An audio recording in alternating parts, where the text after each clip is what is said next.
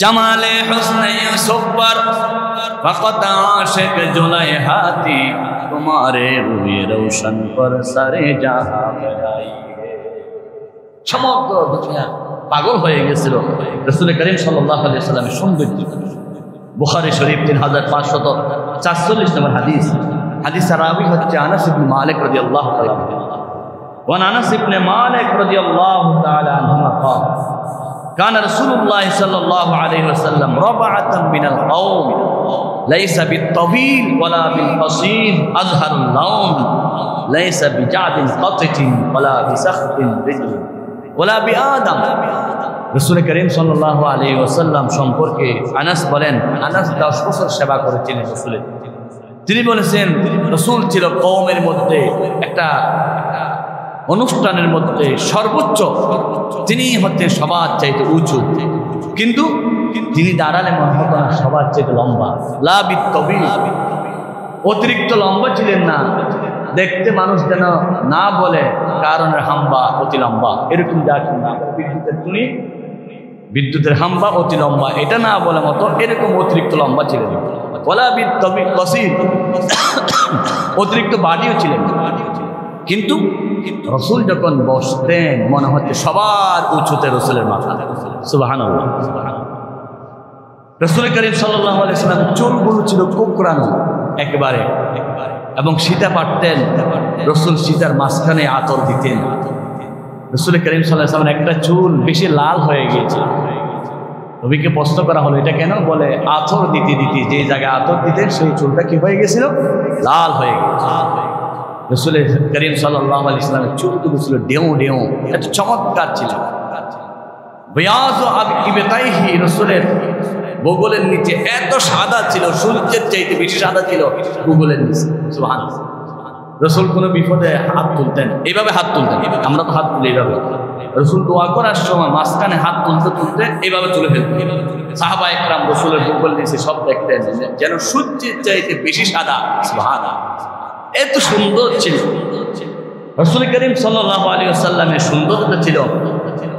হযরত বারা বিন আযিব রাদিয়াল্লাহু তাআলা আনহু থেকে বর্ণিত হাদিস হচ্ছে মুসলিম শরীফের 300 নম্বর হাদিস। চেহারার সৌন্দর্য, আকানা ওয়াজহু রাসূলিল্লাহ সাল্লাল্লাহু আলাইহি ওয়াসাল্লাম মিসলু সাইফ, রাসূল কি তরবারির মতো চকচক করা সুন্দর ছিল? ওই যে তরবারিতে ছুরিতে দাঁত দিলে এটা চকচক করে না? হযরত বারা বিন আযিব রাদিয়াল্লাহু তাআলা আনহু বলতেছেন রাসূল কি চকচক করা এই সৌন্দর্য ছিল? বলে যে না, বল মিসকাল কামার, রাসূলের সৌন্দর্য ছিল চকচক নয়, ফক ফক, অর্থাৎ চন্দ্রের মতো সুন্দর। সুবহানাল্লাহ। সূর্য আর চন্দ্রের মধ্যে পার্থক্য কি? সূর্য হচ্ছে গরম, চন্দ্র হচ্ছে মিষ্টি। সুবহানাল্লাহ। সেজন্য রাসূল করিম সাল্লাল্লাহু আলাইহি ওয়াসাল্লামকে কমারাম মুনিরা বলে আল্লাহ সম্বোধন করেছেন। ওয়াদাইয়ান ইলাল্লাহি বিইজনিহি ওয়া সিরাজাম মুনিরা ওয়া কমারাম মুনিরা। রাসূলের সৌন্দর্য ছিল চাঁদের মতো, এমনকি চাঁদের চাইতে আরো বেশি সুন্দর ছিলেন মুহাম্মদ রাসূলুল্লাহ সাল্লাল্লাহু আলাইহি ওয়াসাল্লাম। চাঁদের চেয়ে সুন্দর তুমি নবী আমার কামলিওয়ালা, চাঁদের চেয়ে সুন্দর তুমি নবী আমার কামলিওয়ালা। সুখে দুঃখে তোমায় সালাম, সুখে দুঃখে তোমায় সালাম, প্যারা হাবিব সাল্লি আলা, চাঁদের চেয়ে সুন্দর তুমি নবী আমার কামলিওয়ালা। হযরত হালিমাতুস সাদিয়া রাদিয়াল্লাহু তাআলা আনহা বলেন রাসূলের বাহ্যিক সুন্দর কত এটা বোঝাচ্ছি। হালিমা বলেন আমরা তায়েব থেকে সাদ গোত্র থেকে মক্কা ডেকে গেলাম। সেই যুগের একটা প্রথা ছিল দুধ মায়েরা বাচ্চাদেরকে দুধ খাওয়া পান করাতেন, টাকা পয়সা ইনকাম করার জন্য। হযরত হালিমা বলেন আমরাও যার স্বামী স্ত্রী দুইজনে গেলাম মক্কা শরীফের কোনো সম্ভ্রান্ত পরিবারের একটা ছেলে পাই কিনা দুধ পান করাবো, 2 বছর 2.5 বছর দুধ পান করাবো, তারপরে আমরা অনেক পয়সা ইনকাম করব। হালিমা বলেন আমার যাওয়ার সময় যে বাহনটা নিয়ে গেলাম, গাধা নিয়ে গেলাম, সেটা দুর্বল ছিল। যেতে যেতে অন্যান্য মহিলারা দামি দামি পয়সাওয়ালার ছেলেগুলো নিয়ে ফেললেন। আমি শেষ পর্যন্ত কাউকে পেলাম না। আসার সময় খালি হাতে ফিরে আসতেছি। রাসূলের দাদা আব্দুল মুত্তালিব বলে, আমার একটা নাতি আছে, তোমার ইচ্ছা হলে নিয়ে যেতে পারো, তবে মনে রাখো বেশি টাকা পয়সা পাবে না, কারণ তার বাপ নাই, দুনিয়ায় এতিম হয়ে গেলেন। আলাম ইয়াজিদকা ইয়াতীমান ফাআওয়া, এতিম অবস্থায় তাকে নিয়ে যেতে পারো। হালিমা মন খারাপ করলেন। আসছিলাম একটা বাচ্চাকে দুধ পান করাবো, অনেক টাকা ইনকাম করবো, 2 বছরে 2 লক্ষ টাকা ইনকাম করবে, কিন্তু এতিম ছেলেকে কিছু পাবো না। পরে চিন্তা করলাম, আসছি যখন কোনো সম্ভ্রান্ত পরিবারের পয়সাওয়ালা ছেলে না পেল, খালি হাতে ফেরত দিয়ে লাভ নাই, এই এতিমটা হলো নিয়ে যাই। হালিমা বলেন, আমি যখন শিশু মুহাম্মদের ঘরে ঢুকলাম, ঢুকার সাথে সাথে রাসূলের চেহারা এত সুন্দর, নবীর চেহারা দেখে আমি হালিমা পাগল হয়ে গেলাম। আল্লাহু আকবার। তখন মা আমেনার কোলে রাসূল, চেহারা দেখে পাগল হয়ে গেলাম। আমি কোলে নিলাম, আদর করলাম। আমি কোলে নেওয়ার সাথে সাথে আমার যে গাধাটা দুর্বল ছিল, সেই গাধার উপর যখন উঠলাম, সেই দুর্বল গাধা সবার চাইতে সবল হয়ে গেল। সুবহানাল্লাহ। এখনো শুধু রসুলকে কোলে নিয়েছে, আর কিছু করি নাই। রসুলের বরকতে আবার দুর্বল গাধা সবল হয়ে গেল। আমি রসুল করিম সাল্লাল্লাহু আলাইহি সাল্লামকে আমার ঘরে নিয়ে আসলাম। তায়েব গোত্রে, বনু সাদ গোত্রে নিয়ে আসলাম। নিয়ে আসার পরে এতিম ছেলেকে দুধ পান করাচ্ছি। আমি যখন আমার শিশু মুহাম্মদকে দুধ পান করাচ্ছি, আমি দেখতেছি নবীজির সৌন্দর্য এত চমৎকার, আমার ঘরে লাইট চারাগের দরকার হতো না। রাসূলের চেহারা সৌন্দর্য দিয়ে, ওই ছোট্ট শিশুর সুন্দর চেহারা দিয়ে আমি হালিমার ঘরে একটা সুস হারিয়ে গেলে সেটা এ পর্যন্ত আমি হালিমা খুঁজে নিতে পারতাম। সুবহানাল্লাহ, কেমন সৌন্দর্য ছিল রাসূলুল্লাহর চেহারা। হালিমা বলেন, এই রাসূল ঠিক ছিল, তখন ওনাকে ঘরে আসার সাথে সাথে সবখানে বরকত বেড়ে গেল। আমার খাবারে বরকত, আমার দুধে বরকত, ঘরে বরকত, সবখানে বরকত বেড়ে গেল। আমি শিশু মুহাম্মদকে যখন দুধ পান করাতে গিয়ে আমার ডান দুধ লাগাই দিলাম, তিনি দুধ পান করলেন। বাম দুধে দিতেছি, একটিবারও মুহাম্মদ সাল্লাল্লাহু আলাইহি ওয়াসাল্লাম দুধ পান করে না। আমি একবার দুইবার নয়, 1000 বার চেষ্টা করেছি আমার শিশু মুহাম্মদকে বাম দুধকে খাওয়ানোর জন্য, একটিবারও খাওয়াইতে পারলাম না। তার রহস্য কি হতে পারে? পরবর্তী সময়ে রাসূলকে জানা হলো, রাসূল থেকে জানা হলো, রাসূল বলেন, ইমানদাররা সব সময় ডানকে পছন্দ করে, কারণ আল্লাহ রাব্বুল আলামিন ডানকে পছন্দ করেন। জান্নাত হলো ডান পাশে, ভালো কাজ হয় ডান হাতে, মসজিদে ঢুকতে হবে ডান পা দিয়ে। সেজন্য রাসূলুল্লাহ ডান দুধ পালন করতেন। রাসূল যেন উম্মতকে শিক্ষা দিলেন, উম্মত সব সময় ডানপন্থী হবা, কারণ ডান পাশে হলো জান্নাত, বামপন্থী হবে না, বাম পাশে হলো জাহান্নাম। ঠিক কিনা? এক একটা মেসেজ দেন। মেসেজ হলো মানুষ, মুসলমানরা আমরা কি ডানপন্থী হব নাকি বামপন্থী হব? জবান খুলে বলুন, কি পন্থী? আল্লাহ রাব্বুল আলামিন বলেন, ফাসহাবুল ইয়ামিনি মাসহাবুল ইয়ামিন ওয়া আসহাবুশ শিমালি মাসহাবুশ শিমাল। ডানপন্থীরা ডান পাশে জান্নাতে যাবে, বামপন্থীরা বাম পাশে জাহান্নামে যাবে। আজকে বাংলাদেশের মুসলমান জুলাই বিপ্লবের পর থেকে সজাগ হয়েছে, মুসলমানরা আর বাম দল করতে চায় না। ঠিক কিনা? ছাত্র যারা আছে ইউনিভার্সিটিতে, ঢাকা বলেন, চাকচু বলেন, বিশ্ববিদ্যালয়ের ছাত্ররা আজকে বামের সাথে সম্পর্ক রাখতে চায় না। তারা বলেন, আমরা সবসময় ডানের পক্ষে থাকবো, ডানকে সহযোগিতা করবো, ডানকে আমরা বিপি বানাবো, ডানকে আমরা নেতৃত্ব দেবো। কারণ রাসূল এটা শিক্ষা দিয়ে গেছে। বাংলাদেশের সবচাইতে জঘন্যতম বিশ্ববিদ্যালয়ের নাম ছিল জাহাঙ্গীরনগর বিশ্ববিদ্যালয়। যে বিশ্ববিদ্যালয়ের একজন ছেলে নাম ছিল মানিক, 100 মহিলার সাথে জানা করেছে। সুবহানাল্লাহ, নাউযুবিল্লাহ। শুধু জানা করে না, জানা করতে গোপনে। জাহাঙ্গীরনগর বিশ্ববিদ্যালয়ে 100 মহিলার সাথে জানা করে, আবার বন্ধুদেরকে মিষ্টি খাওয়াইছে। আমি 100 মহিলার সাথে জানা করেছি, সেঞ্চুরি করেছি, আমার মতো বিয়ে শুরু আর কেউ নেই। সরকার তাকে সোনা ছেলে হিসেবে পুরস্কার দিল। তুমি এই কাজ কেমনে করতে পারো? আমাদের দলের লোক তো সেই জন্য সোনা ছেলে হিসেবে তাকে পুরস্কৃত করলো। কিন্তু এখানে কথা হচ্ছে, পৃথিবীতে এমন কোন বিবেকবান মানুষ দেখাতে পারবেন যে 100 বার মহিলার সাথে জেনা করার পর 100টা মেয়েকে নষ্ট করার পর তাকে পুরস্কার দিবে? বরং সবাই তাকে ধিক্কার জানান। জাহাঙ্গীরনগর বিশ্ববিদ্যালয় হচ্ছে বামদের সবচাইতে মূল কেন্দ্র। সেই বামদের মূল কেন্দ্রে 100 বার জেনা করার পর মিষ্টি বিতরণ করেছে সেই সেঞ্চুরি পালনকারী মানিকের বিচার হয় নাই, কারণ সে হচ্ছে বাংলাদেশের সোনার ছেলে। বিচার হয় নাই। কি ভয়ঙ্কর অবস্থা ছিল, ওরা দেশটা কিরকম অবস্থা ছিল আবার চিন্তা করে দেখো।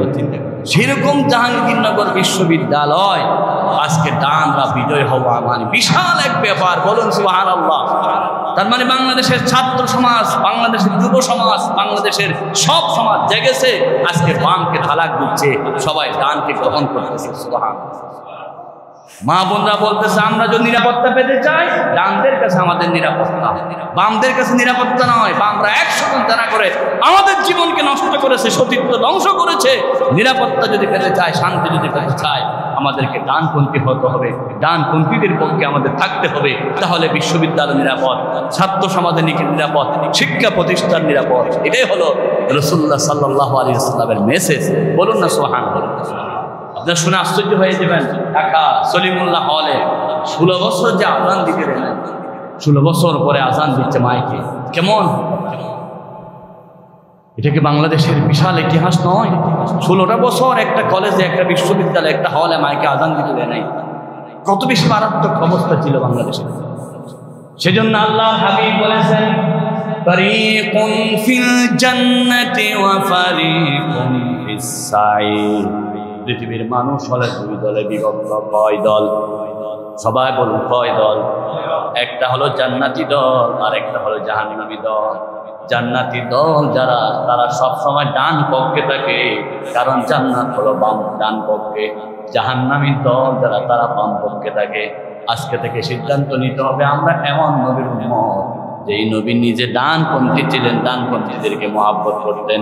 মৃত্যু পর্যন্ত আমরা ডান দলে থাকবো নাকি বাম দলে থাকবো, এটা হচ্ছে আমাদের মেসেজ। কারণ রাসূল করিম সাল্লাল্লাহু আলাইহি ওয়াসাল্লাম হালিমার ঘরের ডান পাশের দুধটা পান করলেন। দ্বিতীয় কারণ হলো হালিমার ঘরে আরেকটা সন্তান ছিল। আল্লাহ রাসূল যেন জানিয়ে দিলেন, আমি আমার দুধু মায়ের সন্তানের জন্য একটা রেখে দিলাম, আমি একটা পান করলাম।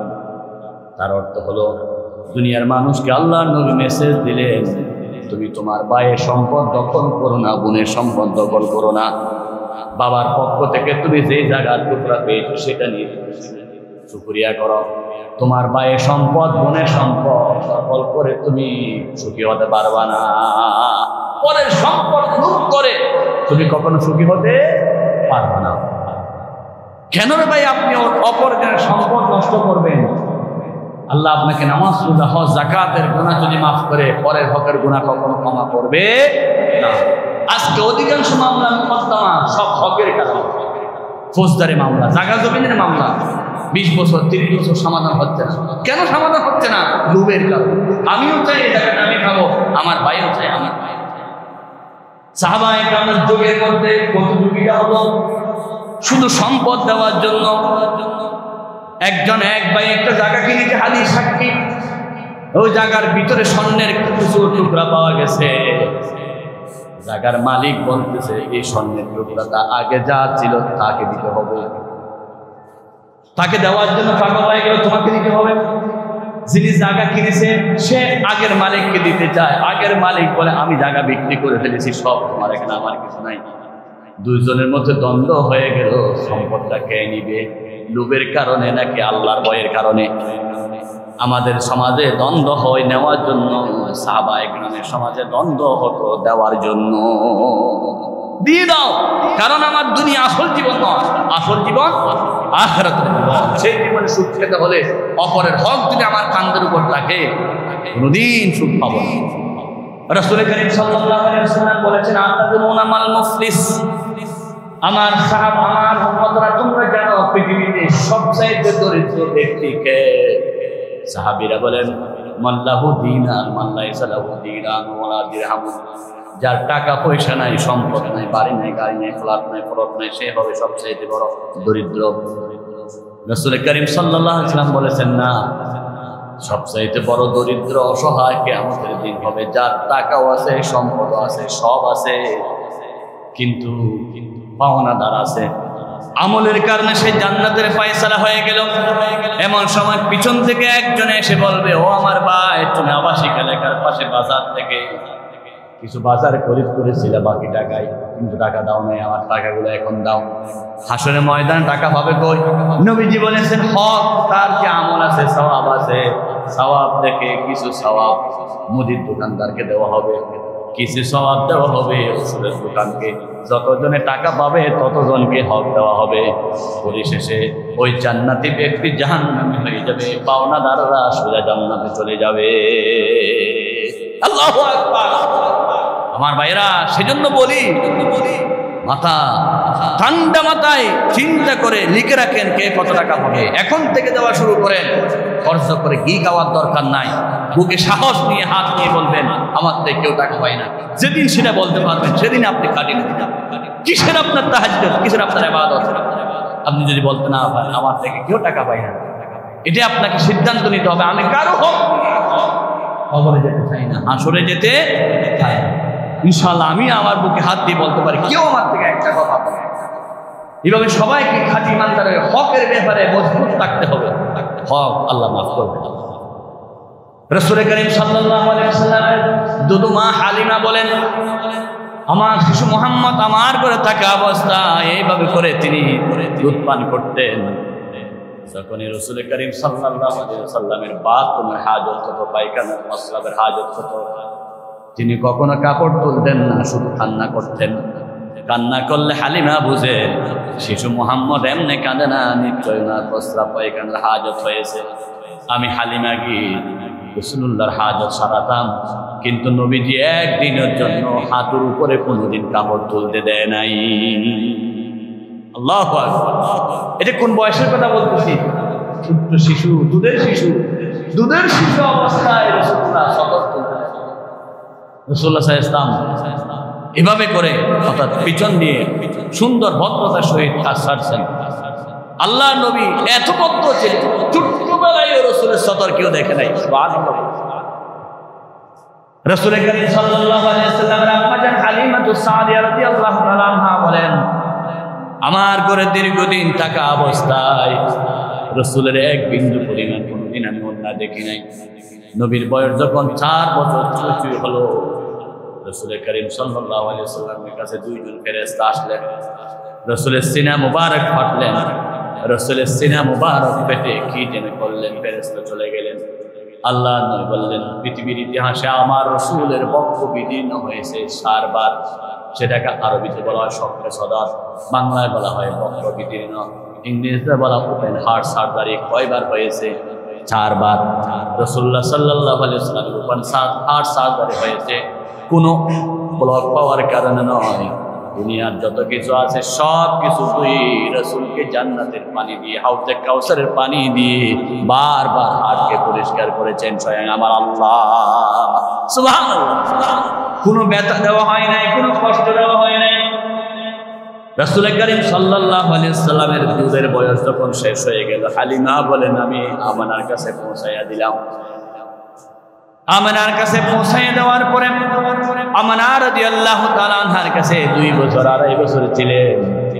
আল্লাহ নবী মাঠে ময়দানে খেলতে যেতেন। একদিন সন্ধ্যাবেলায় রাসূলুল্লাহ খেলতে গিয়ে আল্লাহ নবী সারাক্ষণ কান্না করে, আল্লাহ নবীকে আনার জন্য কেউ যাচ্ছে না। পরবর্তী সময়ে রাসূলকে আনার জন্য আবু জেহেল গেল, আবু তালেব গেল। আল্লাহ নবীর কাছে যখন গেলেন, আবু জেহেল দেখতেছে রাসূল সীমাহীন কান্না করে। চাচা হয়ে তিনি জিজ্ঞাসা করেন, ভাতিজা কানো কেন? তিনি বলেন, আমার বন্ধুরা যতজন কেন্দ্রে আছে সন্ধ্যাবেলা তাদের সব মুরব্বীরা এসে তাদেরকে নিয়ে যায়, আমার কি কোনো মুরব্বী নেই, আমার কি আব্বা নাই, আমাকে সন্ধ্যাবেলা কেউ নিয়ে যায় না কেন? এই কথা শুনে আবু জেহেল মন খারাপ করলেন, কথাটা নোট করলেন রাসূলের দাদা আব্দুল মুত্তালিবের কাছে। আপনার নাতি পাহাড়ের কিনারায় অঝরে কাঁদতেছেন, বাবা বাবা বলে, তার বাবা না থাকার কারণে আব্দুল মুত্তালিব রসুলের দাদা সিদ্ধান্ত নিলেন, রসুল আম্মা জান আমেনাকে বললেন, বৌমা আগামীকাল সকালবেলা আবার রাতে মুহাম্মদকে আব্বাজানের কবরে, আব্দুল্লাহর কবরে মদিনায় নিয়ে যাও। সুবহানাল্লাহ। আল্লাহর নবীর আম্মা জান আমেনা সাথে একজন কাজের মেয়ে ছিল, মাইসরা খান বলে, অনেকে বলে আবু আনাম, অনেকে বলে সেই আল্লাহ রসুলের সাথে যে কাজের মেয়ে ছিল ওনাকে নিয়ে গেলেন। আমেনা রাদিয়াল্লাহু তাআলা আনহা ওই মেয়েটাকে নিয়ে রসুলকে নিয়ে গেলেন। রসুলের আব্বাজানের কবর ছিল মদিনা শরীফে, সুরা মদিনা নিয়ে গেলেন। আল্লাহ নবী রহমাতুল্লিল আলামিনকে আল্লাহ রাব্বুল আলামিন সেখানে নিয়ে যাওয়ার পর রাসূলুল্লাহ আব্বার কবরে সীমাহীন কান্না করলেন। আমেনা রাদিয়াল্লাহু তাআলা আনহা নবীর চোখের পানি সহ্য করতে পারলেন না, বাবা বাবা বলে কান্না করতেছো। বাবার কবরস্থানে আসার পর আরো বেশি কান্না করো, কুলে করে রাসূলকে নিয়ে আসলেন। আস্তে আস্তে মাস পথে আবওয়া নামক জায়গায় আসার পরে রাসূলের আম্মা জান আমেনা রাদিয়াল্লাহু তাআলা আনহার সাকরাত শুরু হয়ে গেল। আমেনা বলতেছেন, আমি তো আর বাঁচবো না মনে হয়, এই মাস পথে আমাকে দুনিয়া থেকে চলে যেতে হবে। ইদা জাআ আজালুহুম লা ইস্তাখিরুনা সাআতান ওয়া লা ইস্তাকদিমুন। যখন তোমার মৃত্যু আসে যায়, এক সেকেন্ডও দেরি হবে না, এক মিনিটও আগে তোমাকে নিয়ে যাওয়া হবে। আমরা মাঝখানে দেখি রাস্তার মাঝখানে লাশ পড়ে আছে, অ্যাক্সিডেন্ট হয়ে মানুষ মারা যাচ্ছে, এমন ইতিহাস দেখি কি দেখি না? আমরা অনেকে বলি একটা অকাল মৃত্যু হয়েছে, অ্যাক্সিডেন্ট মৃত্যু হয়েছে। এটা অকাল মৃত্যু নয়, ওনার মৃত্যুটা সেরকমই ছিল, সেইভাবে সিদ্ধান্ত ছিল। দুনিয়াতে রাস্তাঘাটে মৃত্যুর লাশ দেখে আমরা হায়রান হয়ে যাই। আমার নবীর আম্মা জান আমেনাও রাস্তার মৃত্যু হয়েছিল, থেকে বিদায় হলেন। ইন্না লিল্লাহি ওয়া ইন্না ইলাইহি রাজিউন। রাসূলের বয়স তখন ছিল কত? 6 বছর। 6 মাস আগে জন্মের আব্বাজান চলে গেলেন। জন্মের 6 বছর পরে রাসূলুল্লাহ সাল্লাল্লাহু আলাইহি ওয়াসাল্লাম আব্বাজান মারা গেলেন। এরপর নবীকে সবচাইতে বেশি ভালোবাসতেন তিনি হচ্ছেন রাসূলের দাদা আব্দুল মুত্তালিব। দাদারা নাতিদেরকে কি ভালোবাসা দেয় সেটা কোনো প্রমাণ করা যায় না। নানা এবং নানি, দাদা এবং দাদি দুইজনের কাছে নাতি সবচাইতে বেশি প্রিয়। মাঝে মধ্যে বাবারা মায়েরা সন্তানকে হুমকি দিয়ে মারতে শাসন করে, স্কুলে না গেলে পড়া না করলে শাসন করব। কিন্তু দাদা দাদি নানা নানির ডিকশনারি শাসন বলতে কিছু নাই, নাতিকে শুধু আদর। আমার নাতির অপরাধ করো, অন্যায় করো, আদর করতে হবে। এটা আসছে বিশ্ব নবী মুহাম্মদ রাসূলুল্লাহ সাল্লাল্লাহু আলাইহি সাল্লাম থেকে। রাসূলুল্লাহ হাসান হুসাইনকে যে আদর করতেন, নবীজি সিজদায় থাকা অবস্থায়ও রাসূলের মাথার উপর হাসান হুসাইন উঠে গেলে রাসূল সিজদা থেকে মাথা তুলতেন না। আমার হাসান হুসাইনের খেলার ডিস্টার্ব হবে, প্রয়োজন আমি সিজদায় দীর্ঘক্ষণ পড়ে থাকবো, তারপরও হাসান হুসাইনের খেলার ডিস্টার্ব করা যাবে না। সুবহানাল্লাহ। মিম্বারে খুতবা দিচ্ছেন, হাসান ঢুকতেছেন, হুসাইন ঢুকতেছেন। এখন আপনাদের কাছে প্রশ্ন করলে খুতবা বড় নাকি হাসান হুসাইন বড়? সবাই বলবেন খুতবা বড়।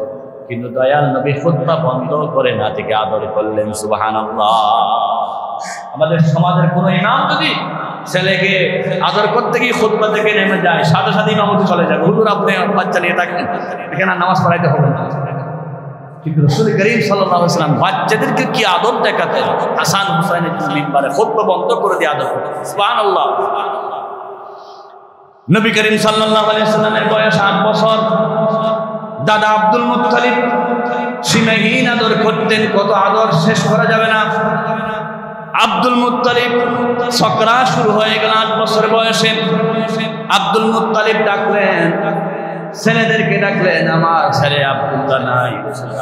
আব্দুল্লাহ দুনিয়া থেকে ইন্তেকাল করেছেন নবীর জন্মের 6 মাস আগে। ও আমার ছেলে আমির হামজা, তুমি আমার এই বাইপুত্রকে গ্রহণ করো। আমার ছেলে আবু তালেব, এই বাইপুত্রকে গ্রহণ করো। আবু জেহেল, তুমি এই ছেলেকে গ্রহণ করো। 9 জন ছিল রাসূলের চাচারা। 9 জনের মধ্যে 9 জনকে ডাকলেন। আবু জেহেল বলতেছে, আমি আপনার বাইপুত্র, আপনার নাতিকে গ্রহণ করব। তখন দাদা আব্দুল মুত্তালিব বলল, আবু জেহেল, তুমি সম্পদের মালিক, তোমার কাছে আমার নাতি মুহাম্মদকে দিতে পারি না, কারণ সম্পদের কারণে তোমার ভিতরে অহংকার থাকবে, অহংকারের কারণে আবার নাতির যত্ন তুমি বেশি নিবে না। সুবহানাল্লাহ। শেষ পর্যন্ত রাসূলুল্লাহকে দিন আবু তালেবকে, কাকে? আবু তালেব, যিনি আলী রাদিয়াল্লাহু আনহুর নাম। আবু তালেব ছিল সিমানি গরীব মানুষ। আব্দুল মুত্তালিব বলে, আমার ছেলে আবু তালেব, মুহাম্মদের দায়িত্ব নাও, কারণ তুমি গরীব হিসেবে আমার মুহাম্মদের গুরুত্ব তুমি বুঝবে, আর কেউ বুঝবে না। রাসূলকে আবু তালেবের হাতে তুলে দিলেন। আল্লাহু আকবার। সেজন্য ইসলাম নিরাপদ হচ্ছে গরিবের কাছে। ইসলামের সাথে গাদ্দারি করে অধিকাংশ সম্পদশালীরা। কারা? সম্পদশালীরা। সম্পদের কারণে আলেম ওলামাকে মানুষই মনে করে না, সম্পদের কারণে ইসলামকে একটা ধর্মই মনে করে না। বলে মোল্লা হো, যারা ফিতরা খায়, যারা রাকাত খায়, ওদেরকে এরকম মনে করে। সবাই বলে নাউযুবিল্লাহি মিন যালিক। সেজন্য রাসূল কারীম সাল্লাল্লাহু আলাইহি ওয়াসাল্লাম বারবার দোয়া করতেন, আল্লাহুম্মা আহইনি মিসকিনান ওয়া আমিতনি মিসকিনান ওয়াহশুরনি ফি যুমরাতিল মাসাকিন। আল্লাহ, আমি নবী মিসকিন হয়ে থাকতে চাই, দুনিয়া থেকে যাওয়ার সময় মিসকিন হিসেবে আমাকে ডাক দিও, কিয়ামতের মাঠে আমি রাসূলকে গরিবের কাতারে তুমি তুলে নিও। সুবহানাল্লাহ। রাসূল কারীম সাল্লাল্লাহু আলাইহি ওয়াসাল্লাম বলেছেন, মিসকিন আমি পছন্দ করি, আমি রাসূল মিসকিন হতে চাই। তবে যাদেরকে আল্লাহ সম্পদ দিলেন তারা অত্যন্ত দামি মর্যাদাশীল হয়ে যাবে যদি তাদের সম্পদ আল্লাহর রাস্তায় তারা খরচ করতে পারে। তারা যদি মিসকিনকে হাসি ফুটাইতে পারে, যাকাত দিতে পারে, ফিতরা দিতে পারে, অসহায় মানুষকে সহযোগিতা করতে পারে, ওই ধনী ব্যক্তির দাম আল্লাহর কাছে অনেক বেশি হয়ে যাবে। সেজন্য আল্লাহ রাব্বুল আলামিন বলেন, ফি আমওয়ালিহিম হাক্কুম মা'লুম লিস-সাইলি ওয়াল মাহরুম। ধনীদের পকেটের মধ্যে, ধনীদের সম্পদে গরিবের টাকা রেখে দিয়েছি। সেখানে মসজিদের টাকা, সেখানে মাদ্রাসার টাকা, সেখানে এতিমের টাকা, সেখানে মিসকিনের টাকা। কার ভিতরে রেখে দিয়েছি? ধনীদের। আলহামদুলিল্লাহ বলেন। যেই ধনীদের হাতে আল্লাহ দান দিয়েছেন, আল্লাহ সম্পদ দিয়েছেন, সেই হাত দিয়ে যখন গরিবকে দান করে, ধনীদের হাত উপরে থাকে, গরিবের হাত নিচে থাকে। আল্লাহর হাবিব বলেছেন, যার হাতটা উপরে থাকে সে হচ্ছে দামি, যার হাত নিচে থাকে। সুতরাং আল্লাহ রাব্বুল আলামিন যাকে সম্পদ দেওয়ার পরে এমন একটা হাত দিয়েছেন, যে হাত দিয়ে দান করে মসজিদে, যে হাত দিয়ে দান করে মাদ্রাসায়, যে হাত দিয়ে দান করে গরিবকে, যে হাত দিয়ে দান করে মিসকিনকে, আল্লাহ রাব্বুল আলামিন ধনীদের ওই হাতকে বেশি পছন্দ করে। বলুন না সুবহানাল্লাহ। আপনারা সুবহানাল্লাহ বলতেছেন না, আপনারা মনে করতেছেন হুজুর এখন কোন দানের কথা বলে, সুবহানাল্লাহ বললে আবার দান করতে হবে, সেই জন্য বলতেছেন না ভয়ে। আমার বন্ধুগণ, আমি ভয় দেখাচ্ছি না, আমি গরিবের মর্যাদা দেখাচ্ছি। জান্নাতে গরিবের মর্যাদা বেশি ইবাদতের কারণে, কিন্তু তার চাইতে ধনীর মর্যাদা বেশি দানের কারণে। কিসের কারণে? যে সমস্ত ধনীরা আল্লাহর রাস্তায় দান করতে পারে, মনে করতে হবে সে আল্লাহর কাছে প্রিয় হয়েছে, ওনার পকেটের টাকা আল্লাহ রাব্বুল আলামিন পছন্দ করে। আল্লাহর কাছে কোনো অভাব আছে? মাঝে মধ্যে আল্লাহ সুযোগ দেয় আপনাদেরকে আল্লাহর ঘরে সহযোগিতা করার জন্য, শুধুমাত্র তাওহীদ ভালো হলে সহযোগিতা করতে পারে। গরিবকে পছন্দ করে, যে গরিবরা ইবাদতকারী। আমরা গরিব হলে ইবাদতকারী হব, ধনী হলে কি হব? দানশীল হব। বলুন ইনশাআল্লাহ। রাসূল কারীম সাল্লাল্লাহু আলাইহি ওয়াসাল্লামের চাচা ধনী ছিলেন, আবু জেহেল দানশীল ছিল না, সেজন্য ঘৃণার পাত্র হয়েছেন। চাচা আবু তালেব গরিব ছিলেন, কিন্তু সীমাহীন দান করতেন। আমার রাসূলকে কোলে কাঁধে নিয়ে বড় করেছেন, আদর করেছেন। এই 8 বছরের বয়স থেকে রাসূলের 40 বছর পর্যন্ত যত বিপদ আছে সব বিপদে ঠেকেল দিয়েছেন রাসূলের চাচা আবু তালেব। সুবহানাল্লাহ। রাসূল কারীম সাল্লাল্লাহু আলাইহি ওয়াসাল্লামের ধারাবাহিক জীবনী আমাদের শোনা দরকার আছে কিনা? রাসূলের বয়স যখন 12 বছর হলো, চাচা আবু তালেবের সাথে রাসূল ব্যবসা করতে যেতে লাগলেন। ও আমার চাচা, আমি আপনার ঘরে ফিরে খাবো না, আমি ব্যবসা করে খাবো। আবু তালেব রাসূলকে নিয়ে যখন ব্যবসা ক্ষেত্রে গেলেন, সিরিয়ার এক জায়গায় যাওয়ার পরে সিরিয়ার ইহুদিরা রাসূলকে ঘিরে ফেললো। বুহাইরা নামক পাদ্রী আবু তালেবকে বলতেছে, আবু তালেব তাড়াতাড়ি মুহাম্মদকে নিয়ে যাও, ওনাকে এরকম করে কষ্ট করে ব্যবসা করে খেতে হবে না। উনি এমন নবী যিনি ঘরে বসে থাকলে আল্লাহ কোটি গুণ বরকত করে ঢুকাইয়া দিবে। সুবহানাল্লাহ। বুখারী শরীফের হাদিস, লম্বা হাদিস।